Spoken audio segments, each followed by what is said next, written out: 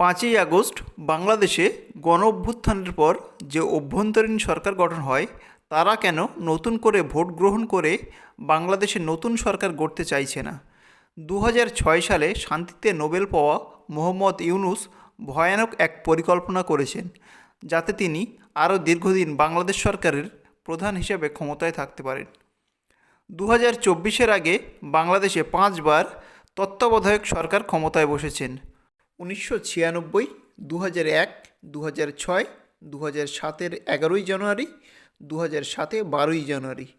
কিন্তু এদের মধ্যে দীর্ঘদিন ক্ষমতায় ছিলেন ফখরুদ্দীন আহমেদ, 1 বছর 360 দিন। কিন্তু তৎকালীন বাংলাদেশ সংবিধানে নিয়ম ছিল কোনো জাতীয় দলের ক্ষমতা শেষ হওয়ার পর পরবর্তী 90 দিনের মধ্যে পুনরায় নির্বাচন করে ক্ষমতা হস্তান্তর করতে হবে নতুন সরকারকে। আর এই 90 দিন দেশকে দেখভাল করবে তত্ত্বাবধায়ক সরকার।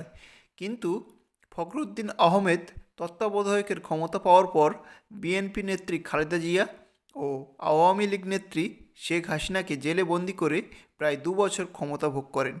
সেই একই পথে হাঁটছেন মোহাম্মদ ইউনূস। 8ই আগস্ট 2024-এ প্রধান উপদেষ্টার পদে বসেছেন মোহাম্মদ ইউনূস। কিন্তু তিনি এই পদকে দীর্ঘমেয়াদী করার জন্য ধর্মীয় রাজনীতি শুরু করেছেন। মোহাম্মদ ইউনূসের ক্ষমতায় বসার পর থেকে বাংলাদেশে হিন্দু মুসলিম দাঙ্গা বেড়েই চলেছে। বাংলাদেশে মুসলমানদের দ্বারা হিন্দুরা অত্যাচারিত হওয়ায় হিন্দু প্রধান দেশ ভারতবর্ষ এর তীব্র নিন্দা করলে বাংলাদেশি মানুষের মনে ভারত বিদ্বেষী মনোভাব তৈরি করে তাদেরকে মিথ্যা আশ্বাস যোগাচ্ছে ইউনূস সরকার।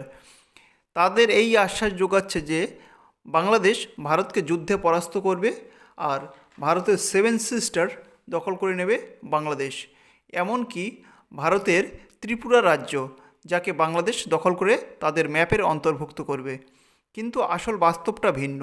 ভারত বিশ্বের 4র্থ বৃহত্তম সামরিক শক্তিশালী দেশ, সেখানে বাংলাদেশ বিশ্বের 37তম সামরিক শক্তিশালী দেশ।